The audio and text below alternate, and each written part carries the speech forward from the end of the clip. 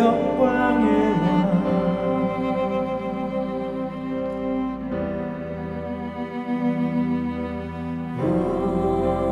위대하신 영광의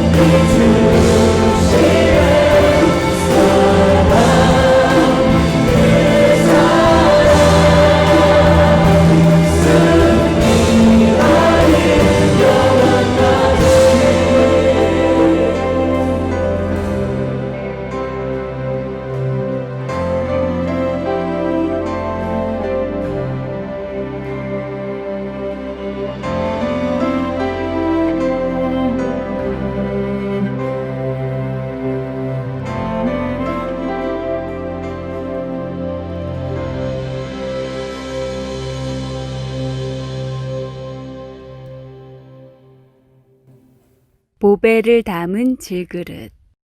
고린도후서 4장 7절로 13절까지 말씀입니다. 우리가 이 보배를 질그릇에 가졌으니 이는 심히 큰 능력은 하나님께 있고 우리에게 있지 아니함을 알게 하려 함이라.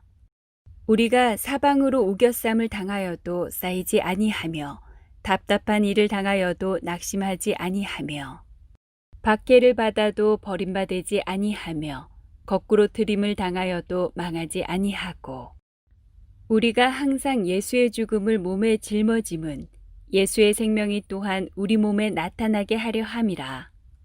우리 살아있는 자가 항상 예수를 위하여 죽음에 넘겨짐은 예수의 생명이 또한 우리 죽을 육체에 나타나게 하려 함이라.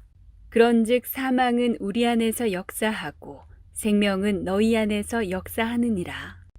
기록된 바 내가 믿었으므로 말하였다 한 것 같이 우리가 같은 믿음의 마음을 가졌으니 우리도 믿었으므로 또한 말하노라.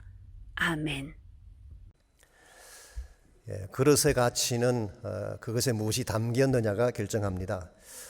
외모가 좀 보잘것없어 보여도 그게 꽃이 담기게 되면 꽃바구니가 됩니다.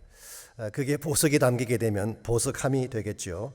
근데 아무리 그럴듯하게 보여도 오물이 담기게 되면 쓰레기통이 되는 것입니다. 그러므로 외형이 중요한 것이 아니라 담겨진 내용물이 더 중요한 것이죠. 우리 인생도 마찬가지라고 생각합니다. 우리 외형이 얼마나 잘생겼냐가 중요한 것이 아니라 우리 내면에 무엇을 품고 사느냐가 중요합니다. 여러분과 제가 무엇을 가슴에 품고 살아가면 우리 인생에 가장 아름답고 존귀하게 될까요? 결론은 한 가지입니다. 예수 그리스도를 품는 것입니다.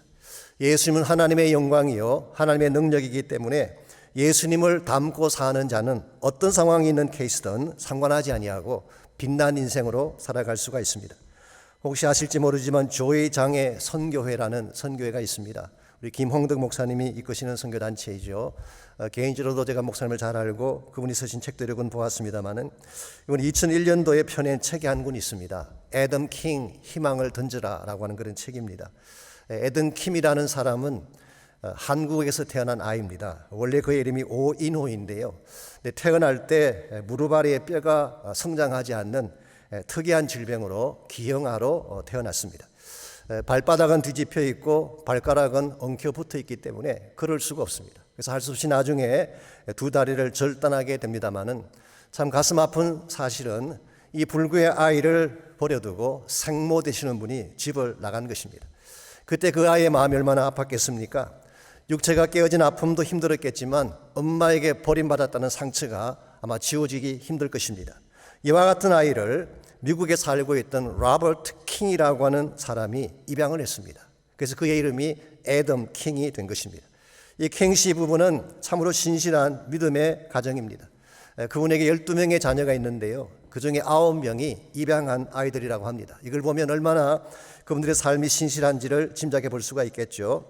이 킹씨 부부가 이 아이를 미국으로 데려와서 두 다리를 잘 수술을 하고 거기에 타이타늄으로 만든 철각으로 만든 의족을 붙여주어서 걸을 수 있게 만들었습니다. 무엇보다도 그 아이에게 말씀을 가르치고 사랑으로 품고 기도했습니다. 결과적으로 그 아이 가슴 속에 예수 그리스도가 심겨진 것이죠. 그때부터 이 애덤의 인생이 달라지기 시작했습니다. 외형을 보게 되면 애덤 킹은 분명히 깨어진 질그릇입니다. 두 다리는 잘려버렸고 제대로 걷기도 힘든 그와 같은 상태에 있는 사람인데, 더구나 잃어버린 이름, 자기 엄마에게 버림받았다는 그 상처 때문에 몸과 마음이 다 상해버린 그런 아이인데, 그럼에도 불구하고 이 아이 얼굴은 항상 밝았고 자신감이 넘쳤습니다. 야구를 좋아했기 때문에 야구를 시켰는데요, 한 번도 자신의 다리를 숨긴 적이 없대요. 오히려 반바지를 입고 다니면서 당당하게 살아갔습니다. 기억하실지 모르지만 애덤 킹이 2001년도에 이희호 여사의 초청으로 한국에 나가서 잠실구장에서 수만 명의 관중들 앞에서 시구를 한 적이 있습니다. 그때가 그가 공을 던진 후에 뭐라고 외쳤는지 아십니까? 나는 희망을 던진 것이다. 얼마나 당당한 선포이고 고백입니까? 다리는 잘려지고 몸은 비틀어졌지만 누가 봐도 깨어진 인생인데 어떻게 이렇게 아름다운 희망을 노래할 수가 있었을까요? 이유는 딱 한 가지입니다. 그 안에 살아계신 예수님이 계셨기 때문이죠. 이런 측면에서 외형이 문제가 아닙니다. 장이나 깨어진 몸도 문제가 아닙니다. 우리 가슴 속에 무엇을 품고 사느냐가 우리 인생의 가치를 결정하는 것입니다. 아무리 부족하고 연약해 보이는 인생이라도 예수 그리스도를 품고 살게 되면 누구나 보석같이 빛난 인생이 될 수가 있고 희망을 노래하게 되는 것입니다. 이런 의미에서 우리가 물어야 될 가장 중요한 질문은 우리 인생의 최대 가치요, 최대 보배이신 예수님을 가슴에 품고 사는가라는 질문입니다. 여러분이 예수님을 마음속에 품고 살게 되면 어떤 열매들이, 어떤 능력들이 여러분 삶을 통해 나타나게 될까요? 오늘 본문에 보시게 되면 우리가 예수님을 가슴에 품었을 때 우리 모두가 누릴 수 있는 능력이 어떤 것인가를 잘 소개하고 있습니다. 먼저 7절 말씀 보시면 우리가 이 보배를 질그릇에 가졌으니 이는 심히 큰 것은 하나님께 있고 우리에게 있지 아니함을 알게 하리 함이라고 했습니다. 사도 바울은 여기서 우리 자신을 질그릇으로 비유를 하고 있습니다. 신약이든 구약이든 성경을 보게 되면 우리 인생을 질그릇으로 비유한 말씀이 많이 나옵니다. 예레미야 18장에도 나오고 있고 이사야 64장에도 기록이 되어 있습니다. 예레미야 예가 4장에도 기록이 나오고 신약 성경 디모데후서 2장 20절에도 질그릇이라는 표현이 나오죠. 자, 인생을 질그릇이라고 상징했을 때에 그것이 의미하는 바가 무엇일까요? 첫 번째 의미는 저급한 존재다, 그런 뜻입니다. lowly origin. 우리는 저급한 재료로 만들어진 존재다. 이것이 바로 질그릇이 의미하는 것입니다. 창세기 2장 7절에 보시게 되면 하나님께서 인간을 창조하실 때 흙으로부터 만드셨어요. 근데 흙 그 자체는 가치가 없는 것입니다. 평범한 것입니다. 그런데 그 흙으로 만든 인간의 코에 하나님의 생기를 불어넣어 주셨을 때 생명이 되었다. 그때부터 가치 있는 존재가 된 것입니다. 그러므로 생기가 들어가기 전까지 인간 자체는 저급한 존재일 수밖에 없습니다. 두 번째 의미는 잘 깨어지는 존재다, 그런 뜻입니다. 쉽게 부서지고 쉽게 상하게 되는 것이 질그릇의 본성이죠. 사실 우리 인간이 그렇지 않습니까? 대단해 보이지만 조금만 상처를 주어도 깨어지게 되고 작은 신을해도 무너지는 것을 볼 수가 있습니다. 파스칼이 인생을 이렇게 묘사한 적이 있습니다. 물 한 방울 한숨의 공기로도 죽일 수 있는 것이 인간이다. A drop of water, a breath of air can kill him. 물방울 한 개를 가지고도, 한숨의 공기를 가지고도 죽게 할 수 있는 것이 인생이라고 할 때에 얼마나 인생의 실존이 연약한 것입니까? 실제로 요즘 우리가 겪고 있는 코로나 사태를 한번 보십시오. 눈에 보이지도 않는 바이러스 하나 때문에 수십만 명이 목숨을 잃지 않았습니까? 전 세계 경제가 다 마비가 되고 세계 최강국이라는 미국 자체가 속절없이 흔들리고 있지 않습니까? 이런 면에서 질그릇 인생은 약한 존재예요. 저급한 존재인 것입니다. 그런데 이 질그릇에 보배가 담기면 달라진다는 것입니다. 질그릇 자체는 아무 가치가 없지만 그 안에 담긴 보배 때문에 엄청난 변화를 경험하는 존재가 된다는 뜻입니다. 여기서 말씀하는 보배가 과연 무엇일까요? 어떤 분은 이것을 복음이라고 해석하기도 하고 또 어떤 분은 말씀이다 그렇게 해석하기도 하는데 일리는 있습니다.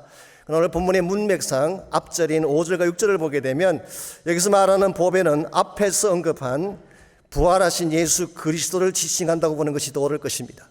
우리 안에 계신 보배는 그냥 보배가 아니라 살아계신 예수님, 부활의 능력을 가지신 예수님이 우리 안에 계시기 때문에 우리 안에 그 보배가 들어오게 되면 엄청난 변화가 일어나는 것입니다. 최소한 두 가지 변화를 말할 수가 있습니다. 첫 번째는 능력의 원천이 달라지는 것입니다. 지금까지는 나의 힘, 나의 노력으로 살아왔지만 이제는 나의 힘이 아니라 심히 큰 능력이신 하나님을 의지하는 삶. 이런 면에서 우리의 인생의 능력의 원천이 달라졌습니다. 둘째는 우리의 스테이터스, 신분이 달라지는 것입니다. 과거에는 단순한 질그릇에 불과했는데 가치도 없고 존귀함도 없던 질그릇이었는데 우리 안에 보배신 예수님이 들어오시는 순간 우리는 보석 같은 존재가 된 것입니다. 하나님의 사랑을 받는 존귀한 인생이 되는 것입니다. 이런 의미에서 우리가 예수님 만난다는 것이 얼마나 큰 축복인지 아시겠어요? 주님을 나의 마음 가운데에 나의 구원자로 영접한다는 것이 얼마나 큰 축복인지 알 수가 없습니다. 아무리 많은 것을 가져도 아무리 화려한 장치를 가지고 있어도 예수 만나기 전까지는 질그릇이에요. 질그릇을 꾸미고 닦고 해봐도 질그릇은 질그릇입니다. 죄송한 말씀이지만 아무리 닦으셔도 질그릇은 질그릇에 불과한 것입니다. 근데 그게 보배이신 예수님께서 오시게 되면 감히 누구도 깨뜨릴 수 없는 강력한 인생이 되어지고 누구도 감히 엿볼 수 없는 존귀한 인생이 되는 것입니다. 이런 측면에서 우리 인생의 최대 과제는 보배이신 예수님을 영접하는 것입니다. 예수님을 영접하는 순간 우리는 질그릇은 질그릇이되 그냥 질그릇이 아니라 보배를 담은 질그릇이 되는 것입니다. 오늘 우리의 삶 가운데에 참 보배이신 예수님께서 담기게 되면 어떤 역사가 일어나게 될까요? 오늘 본문에 보시게 되면 부활하신 주님이 우리 안에 계시게 되면 나타날 수밖에 없는 세 가지 능력이 오늘 본문을 통해 소개되고 있습니다. 첫 번째가 극복의 능력이 나타납니다. 모든 것을 이겨낼 수 있는 power to overcome, 모든 것을 다 이겨낼 수 있는 능력을 갖게 되는 것입니다. 크리스찬이 되었다고 해서 시련이 없는 것입니까? 아닙니다. 우리가 예수 믿게 되었다고 넘어지지 않을까요? 우리도 넘어지는 것입니다. 근데 보배이신 그리스도를 가지게 되면 넘어져도 다시 일어날 수가 있다. 그것도 한 번만 일어나는 것이 아니라 오뚜기 같이 또 일어나고 또 일어나는 존재가 된다 그런 뜻이에요. 8절과 9절을 보시면은 사도 바울은 이것을 다음과 같이 묘사하고 있습니다. 여기는 네 가지 우리 크리스찬들이 겪게 될 상황이 나와 있는데요. 어려운 상황입니다. 먼저 8절 말씀. 우리가 사방으로 우겨삼을 당하여도 쌓이지 아니한다 그랬어요. 이 사방으로 우겨삼을 당한다 이 말의 뜻이 헬라말 뜰리보라는 단어인데요. 이것은 원래 의미가 이 포도즙을 만들기 위해서 포도를 짓누르는 것을 의미하는 것입니다. 포도를 짓누르게 되면 어떻게 될까요? 포도가 터지게 되죠. 오늘 본문에서 사방으로부터 눌림을 당해도 NIV 성경은 pressed on every side, 사방에서 강력하게 나를 짓눌러도 not crushed, 터지지 않는다, 깨어지지 않는다 그렇게 번역을 했어요. 자, 분명히 포도는 짓누르면 터지고 깨어지게 되어 있는데 왜 깨어지지 않는 것일까요? 우리 안에 누구도 감히 터뜨릴 수 없는 예수님이 계시기 때문에. 예수님은 죽음마저도 이기고 부활하신 능력의 하나님이세요. 누가 눌러도 어떠한 권세가 눌러도 결코 눌려질 수 없는, 이걸 영어로 invincible이라고 합니다. 누구도 정복할 수 없는 invincible, 아무리 눌러도 눌러지지 아니하는 존재, 이와 같은 존재이신 예수님이 우리 안에 계시기 때문에 우리가 아무리 우겨삼을 당하여도 쌓이지 않는 것입니다. 두 번째 케이스가 답답한 일을 당하여도 낙심하지 아니한다. 이게 답답한 일이라고 하는 것은 영어 성경에서는 perplexed라고 번역했습니다. 당혹해야 한다, 난처해야 한다, 진퇴양난이라 그렇게 번역할 수 있는 단어입니다. 원래 헬라 말의 원문이 이것이 군대에서 사용하던 언유적인 표현이라고 합니다. 적군에게 포위를 당하여서 움직일 텀도 없이 궁지에 몰려있는 상태를 오늘 성경은 답답한 일이라고 표현했습니다. 사면초가라는 말이 있죠. 사면에서 초나라 노래가 들려온다. 아시겠지만 초나라 항우가 한나라 유방과 전쟁을 하던 중에 포위를 당하게 됐습니다. 그런데 한밤중에 양사방에서 초나라 노래가 들려왔어요. 그때 항우는 깨닫습니다. 초나라가 정복을 당했구나. 그래서 우리 백성들이 저렇게 노래를 부르는구나. 그래서 절망했다고 해서 나온 고사가 사면초가죠. 오늘 여러분 가지의 삶에도 이런 케이스가 분명히 있습니다. There's no way out. 사방이 다 막혔어요. 어찌할 바를 몰라 할 수 있는 상황. 직장이 날아갔습니다. 사업장이 문을 닫았는데 신분마저 해결할 수가 없어서 어디를 가야 될지를 몰라 할 때 There's no way out. 중병의 진단을 받고 자기 몸도 가누기가 힘든데 가정마저 어려움 가운데 처하게 되었을 때 There's no way out.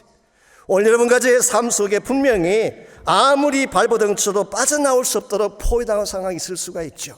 그럴지라도 낙심하지 않는다고 했어요. Not in despair.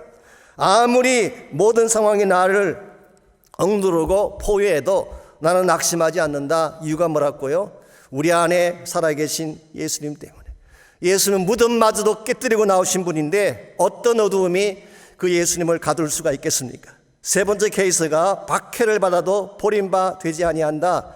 이것은 우리가 인간에게는 박해를 받을 수 있다는 뜻입니다. Persecuted by man. 사람들은 우리를 박해할 수 있습니다. 우리를 버릴 수 있는 것입니다. 그러나 not abandoned by God. 하나님에 의해서는 절대 버려지지 않는다. 여러분이 사람들에게 아무리 버림받고 내침을 당해도 하나님은 여러분을 버리지 않았어요. 한 번 사랑하시면 끝까지 사랑하시기 때문에, 한 번 잡은 손은 절대 놓지 아니하신 그 하나님이 우리 안에 계시기 때문에 버림바 될 수가 없는 것입니다. 마지막 네 번째 케이스가 거꾸로뜨림을 당하여도 망하지 아니한다. 윌리엄 바클레이가 이것을 재미있게 번역을 했어요. 이 권투 용어를 사용했습니다. We are knocked down, but not out. 이 knock down 당한다는 것은 이 펀치를 맞고 땅에 쓰러지는 것을 다운한다 그러죠. 이 권투 용어입니다. knock down을 당하는 것은 아직도 게임이 끝난 거 아니에요. 근데 knock out 되게 되면, KO 되게 되면 경기가 끝나는 것입니다. 홍서환 선수로 혹시 기억나십니까? 이번에 1974년도에 남아공에 가서 벤트급 세계 챔피언십에 도전을 했습니다. 이 먼 나라에 가서 적지에서 이 도전자가 된다는 것은 웬만해서 이길 수 없는 게임이에요. 그런데 경기 중에 4번이나 다운당했어요. 4번. 한 번만 다운당해도 일반적으로 게임이 지는데요. 4번 다운당했어요. 5번째 일어나서 상대방을 KO시키고 챔피언십을 먹게 되었죠. 저는 이와 같은 것이 크리스찬 삶이라고 생각합니다. 우리의 인생에 고난의 펀치를 맞을 때가 있어요. 어디서 날아오는지도 모르는 그 펀치를 맞고 다운될 수가 있는 것입니다. 그래도 불구하고 여러분과 저는 절대로 knocked out, KO패 당할 수는 없는 것입니다. 왜냐하면 하나님이 우리를 붙잡고 계시기 때문에. 다윗은 시편 37편 23절 24절에서 이런 고백을 했습니다. 여호와께서 사람의 걸음을 정하시고 그의 길을 기뻐하시나니 그는 넘어지나 아주 엎드러지지 아니하면 여호와께서 그의 손으로 붙드심이라고 했어요. 우리가 넘어질 수 있죠. 우리도 다운당할 수가 있습니다. 그러나 반드시 다시 일어납니다. 이유가 뭡니까? 하나님이 우리를 붙잡고 계시기 때문에. 그러므로 여러분들 어떤 상황이 주어질지라도 상황만 바라보며 절망하지 마십시오. 흔히 그런 말 하죠. 동서남북어디를 둘러봐도 길이 없다. 물론 사방에 길이 없을 때가 있습니다. 그때 한 가지 뚫린 길이 있어요. 위쪽입니다. 위를 바라보면 길이 있는 것입니다. 우리 그리스도인들은 동서남북이 막혔다고 좌절하고 주저앉는 자가 되는 것이 아니라 위를 바라보는 것입니다. 하나님을 바라보는 것입니다. 그리고 하나님 앞에 나아가서 주의 권능을 붙잡게 되면 하나님이 길을 내시고 축복의 아침을 가져오게 하시는 것입니다. 그 좋은 예가 캐몬스 윌슨이라고 하는 사람의 스토리에서 발견할 수가 있습니다. 혹시 여러분께서 아실지 모르지만 이분은 1950년대 초에 테네시, 멤피스에 살고 있던 분입니다.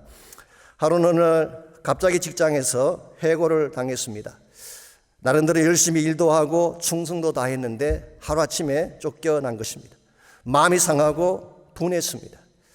따져보았지만 통하지 않았어요. 그러나 먹고는 살아야 되기 때문에 다른 일터를 찾아보려고 수개월을 돌아다녔지만 어느 한 곳도 직장을 주는 데가 없었습니다. 70대로 지킨 이 캐먼스 윌슨 씨가 자기 부인에게 다음과 같이 말을 했습니다. 여보, 나 자살하고 싶어. 어차피 무덤 같고 지옥 같은 생활 더 계속해봐야 무슨 소용이 있겠어. 이 말을 들은 그 부인이 참 신앙이 좋았던 분 같습니다. 이렇게 충고를 해주었습니다. 바깥에서만 길을 찾지 말고 당신 안에서 한번 찾아보십시오. Look inside of you. 당신 안에는 하나님이 계시지 않습니까? 참 지혜로운 아내예요. 또 누구 같아요? 이 말에 힘을 얻은 캐먼스 윌슨이 돌아다니는 대신에 하나님 앞에 엎드려서 기도하기 시작했어요. 기도하는 중에 분한 마음, 상한 마음, 정오심으로 가득 찼던 마음이 가라앉기 시작을 하고 하나님이 보여주시는 길이 눈에 들어오기 시작한 것입니다. 그래서 용기를 갖고 우선 본인이 가장 잘하는 일이 집을 짓고 수리하는 일이었기 때문에 이 일부터 하기로 시작을 합니다. 우선 자기 집을 담보로 잡고 은행에서 돈을 대출받아서 집을 지었어요. 근데 짓기가 무섭게 팔렸어요. 그 돈으로 또 집을 지어서 팔았습니다. 또 팔렸어요.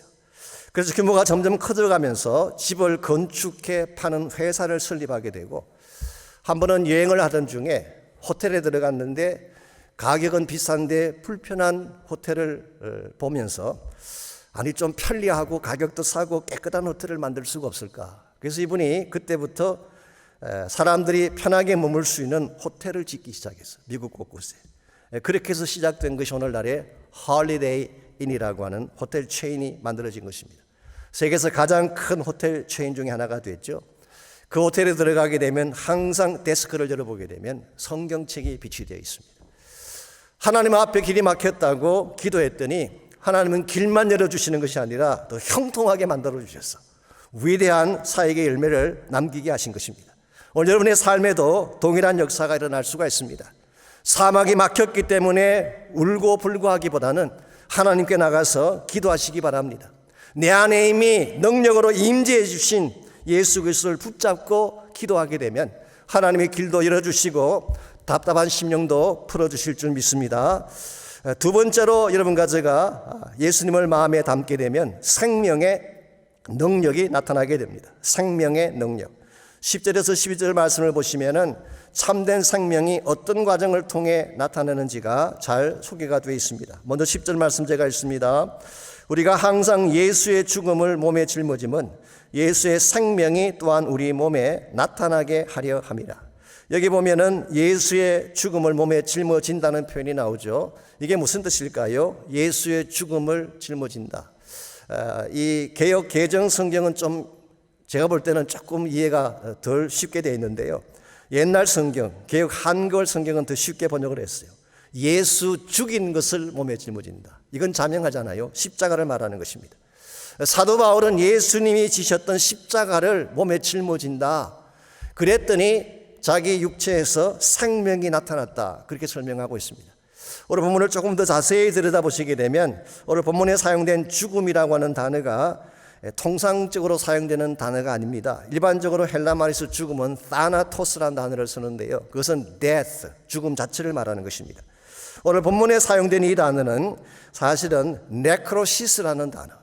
이걸 좀 더 자세하게 원문에 맞도록 이렇게 풀어 설명하자면은 죽음 자체가 아니라 죽어가는 상태를 말하는 것입니다. 그래서 영어 성경에서는 dying이라고 번역했어요. dying, 죽어가고 있다. dead state 그렇게 번역했습니다. New Living Translation은 이 뜻을 잘 살려서 continue to share in the death of Jesus. 예수님의 죽음에 계속적으로 참여하고 공유한다. 그렇게 번역한 것입니다. 사도 바울의 인생 가운데는 매일매일 죽는 삶이 있었어요. 십자가를 지고 자신을 철저하게 못 박는 삶이 있었어요. 이와 같이 매일의 삶 가운데서 자신을 십자가에 못 박고 자신을 죽였더니 그때 나타날 현상이 뭐라는 것입니까? 생명이 나타나게 되었다. 이게 참 역설적이지만 대단히 중요한 진리가 아닐 수가 없습니다.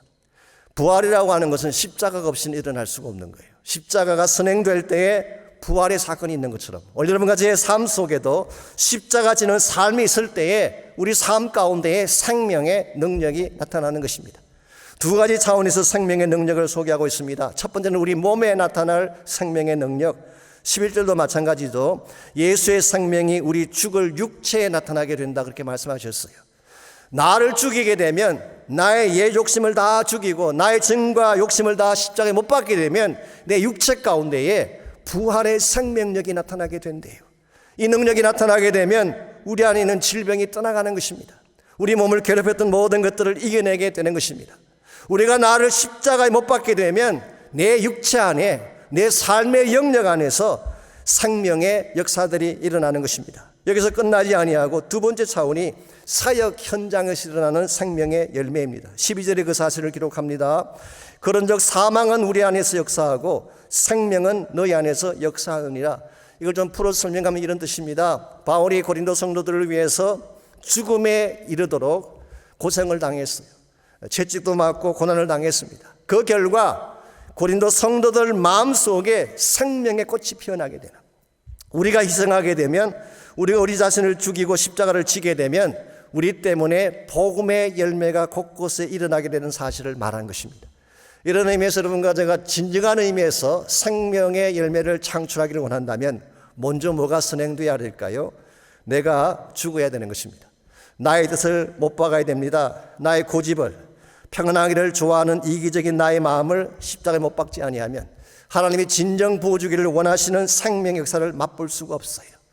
그러므로 정말 우리의 삶 가운데에 가는 곳곳마다 생명의 꽃이 피기를 원한다면 죽어봐야 돼요. 내려놓을 줄 알아야 돼요. 그때 진짜 하나님의 역사를 체험하게 되는 것입니다. 어쩌면 우리 삶 가운데에 하나님 사이의 기적이 나타나지 않는 이유, 이 교회 사역 가운데에 기적이 나타나지 않는 이유, 어쩌면 그것이 우리가 덜 죽어서 그럴 가능성이 많습니다. 진짜 죽게 되면 내가 죽는 그곳에 생명의 꽃이 피는 것입니다. 가정의 문제도 마찬가지입니다. 가정에 왜 문제가 생기느냐? 십자가 짐이 없기 때문이에요. 남편은 남편의 주장만 하고 아내는 아내의 주장만 하면서 서로 이기려고 하면 남는 게 뭘까요? 상처밖에 없는 것입니다. 제가 오래전에 결혼 주례를 하는데 결혼 주례 중에 신랑 친구가 나와서 축사를 했습니다. 본인을 소개하기를 결혼한 지 10개월 되었다고 소개했어요. 그래서 본인이 그래도 10개월 먼저 결혼했으니까 선배랍시고 이런 충고를 자기 친구에게 해주었습니다. 내가 10개월 동안 결혼 생활하면서 깨달은 최상의 교훈이 있다. 그 교훈이 뭐냐? 지는 것이 이기는 것이다. 제가 속으로 아니 결혼 10개월 만에 이토록 깊은 진리를 통달하다니 장차 큰 인물이 되겠구나 그렇게 생각했던 기억이 있습니다. 모르겠어요. 진짜 그렇게 사셨는지는 모르지만 사실은 쉽지 않습니다. 죽는다는 거 쉽지 않아요. 말처럼 쉬운 게 아닙니다. 나의 마음속에 너무나 스트롱한 내 자아가 있기 때문에 죽기가 쉽지 않아요. 어렵지만 여러분 자신을 깨뜨리고 여러분 자신을 내려놓게 되면 여러분 인생 자체가 생명으로 가득 차게 되는, 부활의 능력이 차고 넘치게 되는 역사가 일어나는 것입니다. 이와 같이 질그릇 같은 나의 인생이지만 이 질그릇 속에 참보배신 예수님께서 오시면 우리는 모든 것을 극복할 수 있는 능력을 갖게 됩니다. 두 번째는 생명의 능력을 가지고 가는 곳곳마다 생명의 역사를 나누게 됩니다. 마지막 세 번째로 우리에게 주어질 능력이 믿음의 능력.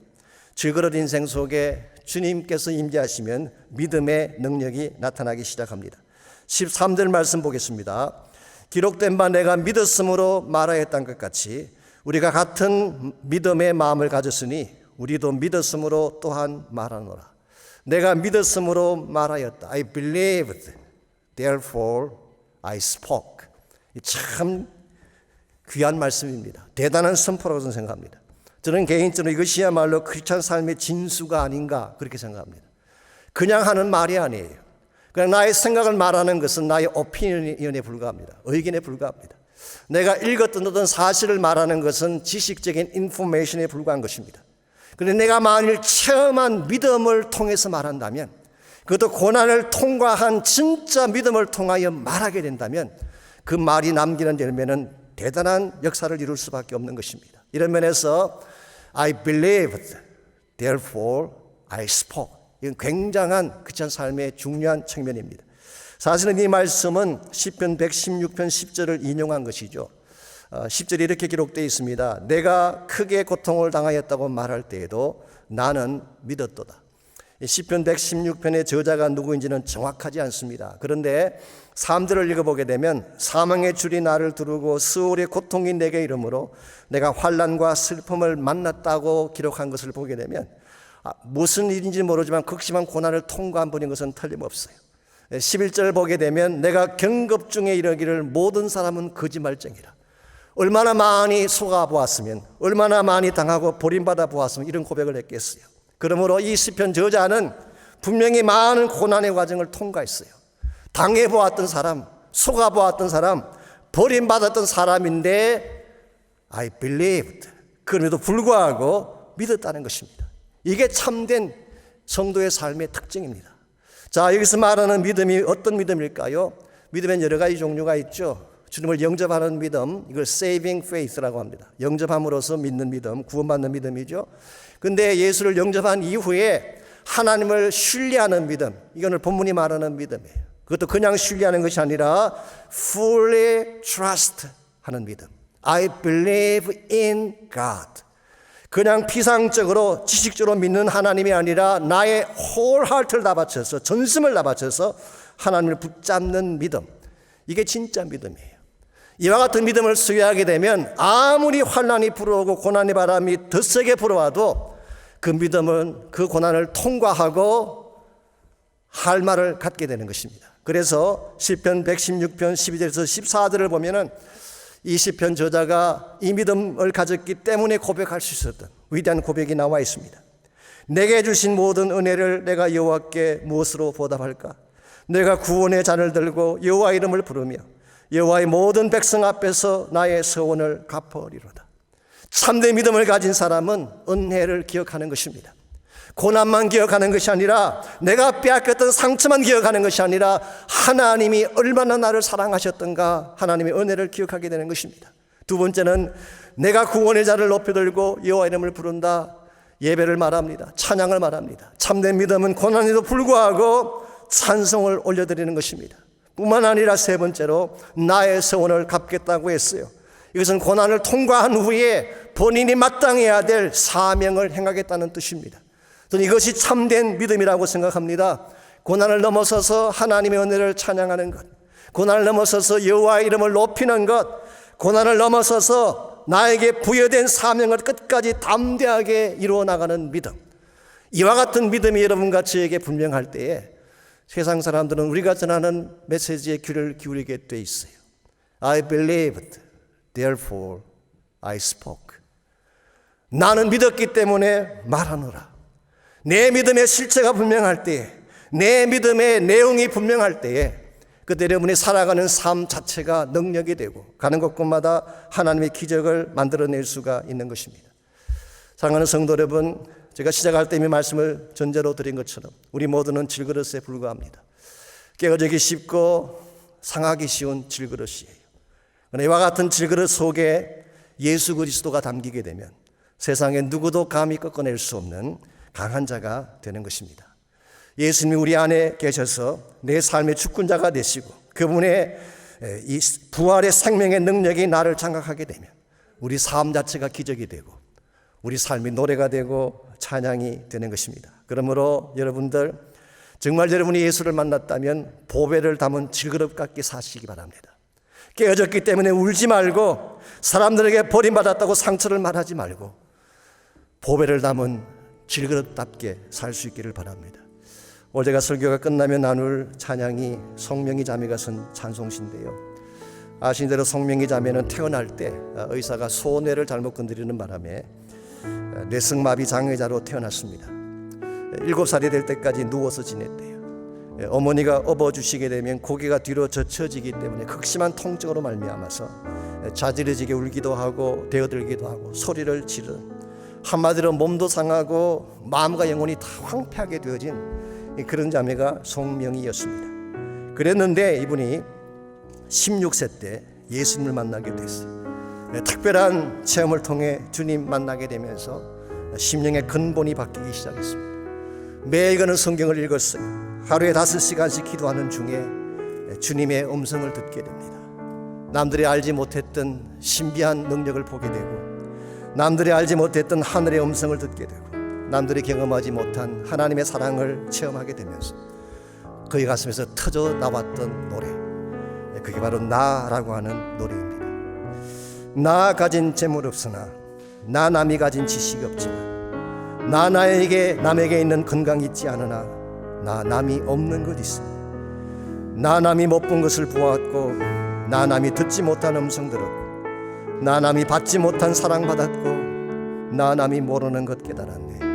공평하신 하나님이 나 남이 가진 것 나 없지만 공평하신 하나님이 나 남이 없는 것 갖게 하셨네. 여러분, 아무것도 가지지 못한 그 자매가, 온몸은 비뚤어지고 자기 스스로 몸도 가누지 못할 그 깨어진 질그릇 같은 자매가 하나님이 공평하시대요. 어떻게 하나님이 공평하십니까?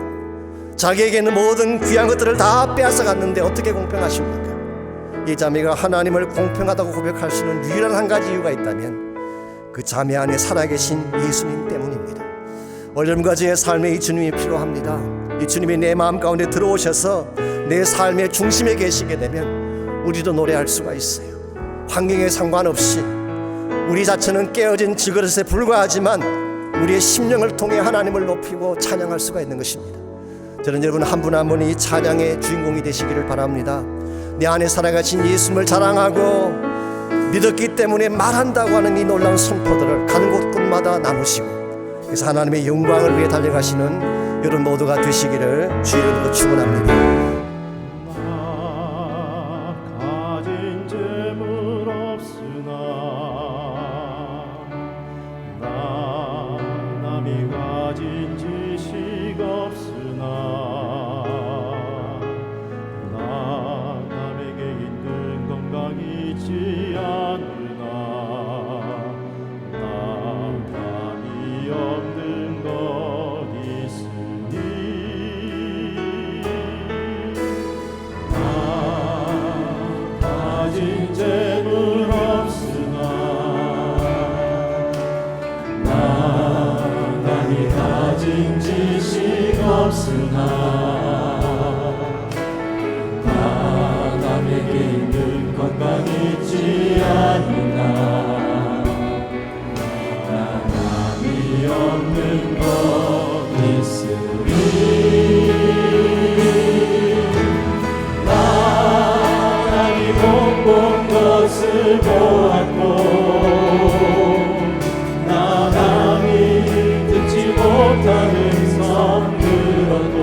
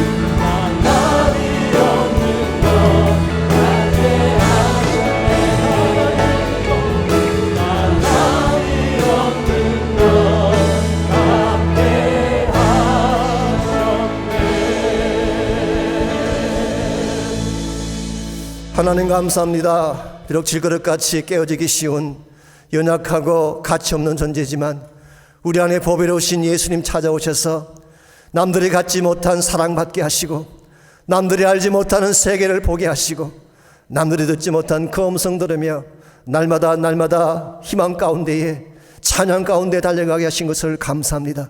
이 믿음으로 주님 오시는 그날까지 전심을 다해 달려가서 주의 역사를 이루고 복음의 열매를 맺으며 살아가는 저희 모두 되게 하여 주시옵소서.